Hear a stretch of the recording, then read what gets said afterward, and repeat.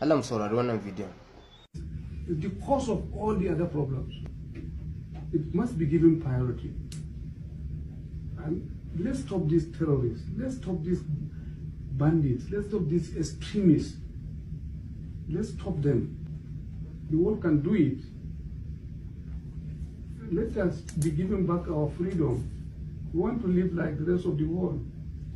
They have robbed us of our freedom, of doing basic things. You can't live normal. Stop this. Ga wanda ba su gane menene ke faruwa a nan ba, wannan shine Nuhu Ribadu. Ka wannan kowa ya san shi, ya san me matsayinsa a ƙasar nan.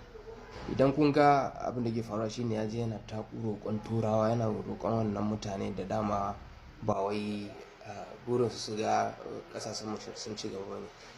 Majoritin su ko kuma ce su dama plan ɗinsu shine su da kusar da ƙasashen mu nan su ci gaba da sace abubuwan da